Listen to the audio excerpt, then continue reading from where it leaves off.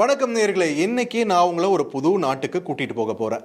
இது யாதும் ஊரையோட டூர் செக்மெண்ட்னு நினைச்சிடாதீங்க, தந்தி பாட்காஸ்ட் தான். ஆனா இந்த நாட்டை பத்தி ஏன் பேசுறோம் அப்படின்னா, இன்னைக்கு தேதியில இந்தியால அதிகம் பேசப்படக்கூடிய ஒரு நாடா மாறி இருக்கு. அதுதான் வனுவாட்டு. வனுவாட்டு எங்க இருக்குன்னு தெரியலையா? நீங்க மேப்ல போய் தேடினீங்களா கூட கண்டுபிடிக்கிறது கஷ்டம் தாங்க. ஏன்னா தென் பசிபிக் பெருங்கடல்ல ரொம்ப குட்டியா இருக்கக்கூடிய ஒரு தீவு நாடு தான் இந்த வனுவாட்டு. அதை பத்தி இங்க இந்தியாவில பேசுறதுக்கு காரணம் என்னன்னு கேட்டீங்களன்னா, அதுக்கு காரணம் இந்திய அரசால தேடப்படக்கூடிய ஒரு நபர். யார் அந்த நபர்? நீங்க ஒருவேளை ஐபிஎல்ல ரெகுலரா ஃபாலோ பண்ற ஒரு நபரா இருந்தா நிச்சயமா உங்களுக்கு பரிச்சயமான ஒரு பேர் தான். அதுதான் லலித் மோடி. அதையும் மீறி யார்ப்பா அந்த லலித் மோடி நீங்க கேட்டீங்கன்னா, உங்களுக்கான பதில் இன்னைக்கு பல ஆயிரம் கோடி ரூபாய் பணம் புரண்டுகிட்டு இருக்கு இல்லையா இந்த ஐபிஎல் டோர்னமெண்ட், அது உருவாகிறதுக்கு காரணகர்த்தாவா இருந்தவர்கள்ல லலித் மோடியும் ஒருத்தர். அது மட்டும் இல்லாம வருஷம் ஃபுல்லா ப்ளீட் ப்ளூன்னு நாம சொல்லி சுத்திட்டு இருக்கும் போது ஒரு 2 மாசத்துக்கு மட்டும் ப்ளீட் எல்லோன்னு சுத்த வச்ச சிஎஸ்கே ஒரு புறம், அவங்களுக்கு டஃப் கொடுக்கிற மும்பை இந்தியன்ஸ் மறுபுறம், இவங்களுக்கு நடுவில் 17 வருஷமா கப்பே ஜெயிக்காம கெத்து காட்டிட்டு இருக்க ஆர்சிபின்னு ஒரு மாஸ் என்டர்டெய்னரா இன்னைக்கு ஐபிஎல் டோர்னமெண்ட் மாறி இருக்கிறதுல லலித் மோடியோட பங்கு அளப்பரியது. இவ்வளவு பெரிய ஒரு டோர்னமெண்ட் நடக்கும்போது அதிக அளவுல பணமும் தேவை, அப்படியே கிளாமரும் தேவை. அதை கொண்டு வந்ததும் லலித் மோடி தான்.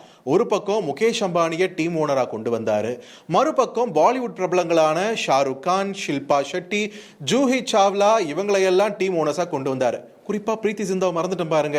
இவங்களெல்லாம் கொண்டு வந்து டீம் ஓனர்ஸா மட்டும் இல்லாம களத்திலையும் ஆட விட்டு ஃபுல் என்டர்டைன்மெண்ட்டை மக்களுக்கு கொடுத்தாரு லலித் மோடி. இவ்வளவு நிறைய விஷயம் பண்ணியிருக்காரு, அவரை ஏன் இப்போ இந்திய கவர்மெண்ட் தேடிட்டு இருக்கு அப்படின்னு நீங்க கேட்கலாம்.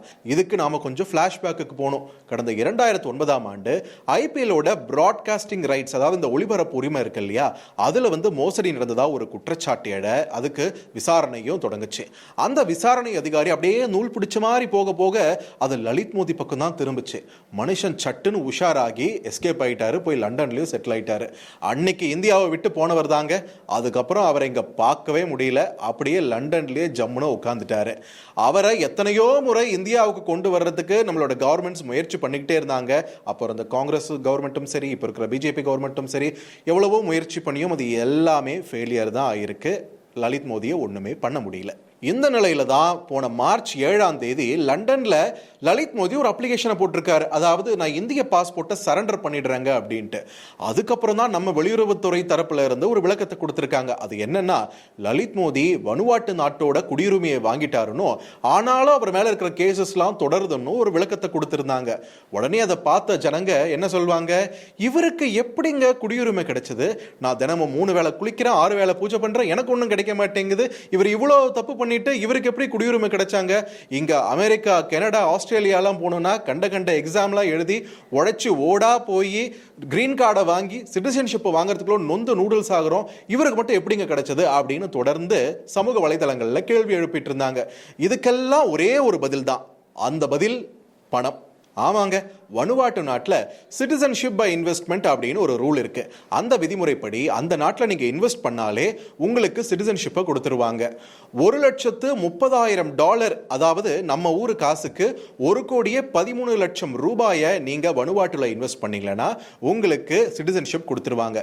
புருஷன் பொண்டாட்டிய கப்பலா நாங்க செட்டில் ஆகணும் அப்படின்னீங்களா கொஞ்சம் விலை அதிகமாகும். 1,30,00,000 ரூபாய் நீங்க இன்வெஸ்ட் பண்ண வேண்டியதா இருக்கும்.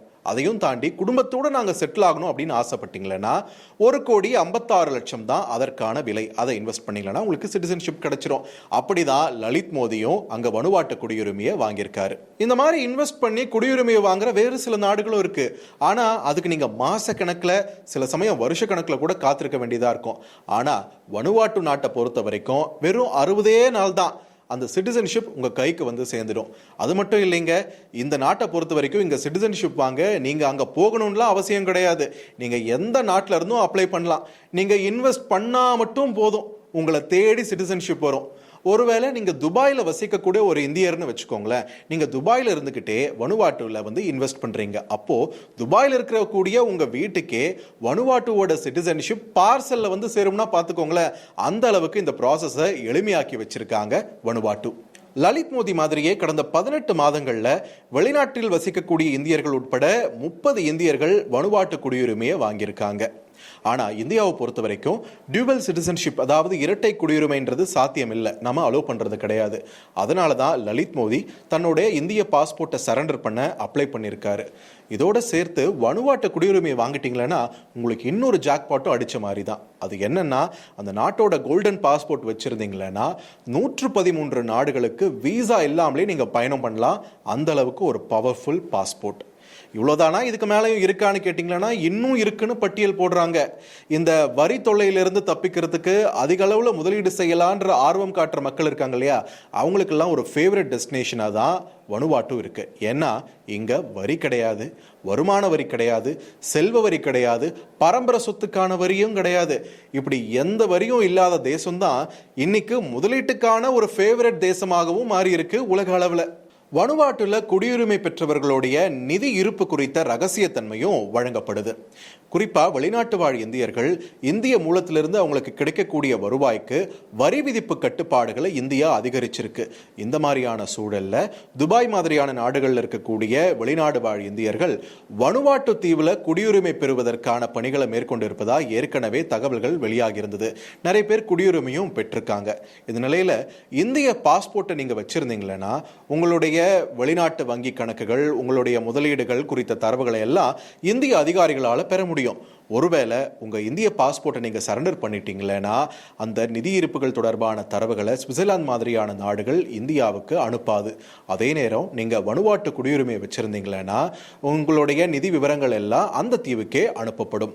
இதனாலவே ஒரு பக்கம் வனுவாட்டு குடியுரிமையை வச்சுக்கிட்டு இன்னொரு பக்கம் மால்டா, சைப்ரஸ், கிரனேடா மாதிரியான இரட்டை குடியுரிமையை அனுமதிக்கக்கூடிய ஸ்ட்ராங் பாஸ்போர்ட் இருக்கக்கூடிய அந்த நாடுகள் இருக்கு இல்லையா, அங்கேயும் சிட்டிசன்ஷிப் வாங்குறதுக்கு நிறைய பேர் முயற்சி பண்ணிக்கிட்டு இருக்காங்க.